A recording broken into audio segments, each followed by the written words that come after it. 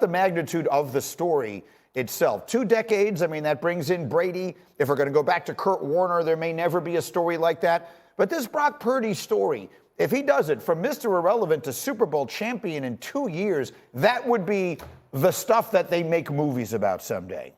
Yeah, and my answer, I'm looking at the drip, was really, Kurt Warner bagging groceries coming from Northern Illinois. Nothing will ever be that. The starting quarterback goes down. But how about this? I mean, Brock, if I had told you, no, I do the draft. Listen. Yeah. Right? When the draft ends and they say, okay, the final pick of the draft is Brock Purdy. If I had turned to you right then and said, oh, by the way, he's going to be the starting quarterback and a Super Bowl champion next year, 2 years from right now, you would have laughed me out of the entire city of Las Vegas. But I think the story is a beautiful story, right? A perseverance. Also, I think it's an indication about what happens when guys stay in college and develop, right? Because it's about reps. And I think a lot of the big busts that have come out doesn't have the experience of throwing the football and playing in meaningful games and seeing different defenses. Listen, he acquits himself very well. But I think you still have to keep it in context, right? I don't know if the Brock Purdy story happens anywhere else other than this unique situation. And, I think it gets complicated and it's a bit of a gray area because we're talking about, the beginning of the story. We don't know how it ends. And we'll see if Brock Purdy can prove that he's more like Tom Brady than, maybe one of these one-hit wonders when they have to pay him and he loses maybe the best roster in all of football. So you have to hold on to that as well. And I think Joe Montana mentioned something like that earlier this week, but he is not just a product of his environment, because if that was the case, Sam Darnold would be doing the same thing and Jimmy G would have been doing the same thing. So he is playing well and he's mastering the system. He's comfortable in being who he is. I don't think anybody here would say he's a top 10 quarterback, but I think, he's the perfect quarterback for them at this time. I like Brock Purdy a hell of a lot more at $900,000 than I will at $45 million. If Brock Purdy goes out there and wins the Super Bowl and doesn't play another snap, it's one of the best stories that we'll have in the history of our league. Yeah. It really would be. I mean, think about it. The man was Mr. Irrelevant. Mr. Irrelevant, you go out here and to put the icing on the cake, you go out there and you beat a guy that we're having a conversation about, the GOAT conversation at quarterback, and Patrick Mahomes. You go out there and win the Super Bowl. That is a story. That is literally a Hollywood type story for Brock Purdy. You just don't see these type of things happen. Regardless, you just don't see these type of stories come along that often. But it's 15 more years of a story we have to talk about. No, sure. And then look, you brought up Doug Williams yesterday. Amazing story. Probably at the time, maybe one of the best, if not the best story, in that era, right? Brady, certainly, fits that mold. Kurt Warner, no question about it. Probably giving hope to so many guys that weren't drafted at the position. Right. Yeah, this is the greatest story. What Deion said, in 2 decades that we're talking about, yeah, it is.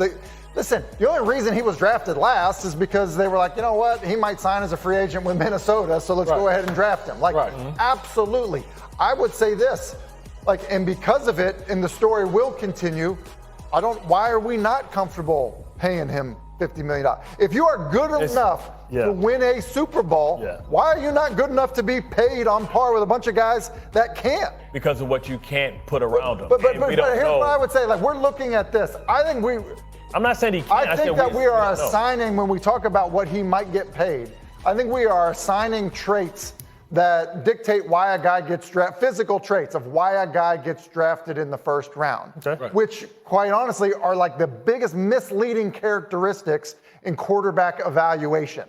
Go chase arm strength. See where that gets you. Go trace the guy being 6'6". See where that gets you. To me, the most important thing about playing quarterback is making good decisions. That's number one. Number two is, are you accurate? Number three is, can you create? He does all three of those things as well as any of the best of the best. I get that. So why are we in a point now? What? Because he looks like a high school quarterback? It has nothing to do with that, in my opinion.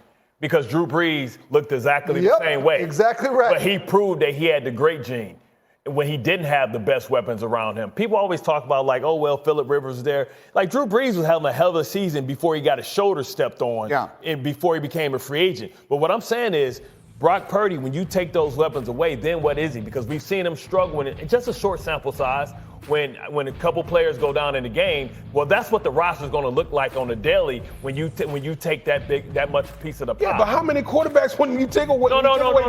They gonna struggle. It's still a dependent position. Right. Quarterback's a dependent. It's a very dependent position. But it feels like he's more dependent than what some of the guys that we consider top 10 quarterbacks would be. Yes, we're all products of our environment, systems, and personnel. But what I'm saying is, what is Brock Purdy when you take away Ayuk and maybe Debo Samuel or Kittle? Well, what are a lot of guys if they were in the same? No. What's Brady without Gronk? No. I mean, like what we talking about? I guess my whole point is, if Brock Purdy was a first-round pick, we wouldn't even be having these type of discussions. If Brock Purdy was a first-round draft pick, they wouldn't have Brandon and you can be able to trade for a guy like Chase Young. That's the nuance of the conversation. We have to keep that but I'm just in context saying, like, as well. The only reason we're having these type of discussions is because of where he was drafted. Like if Brock Purdy was a first-round draft pick, he would be 3 inches taller and all right. So I mean, all these things. Well, Baker Mayfield was the first overall pick.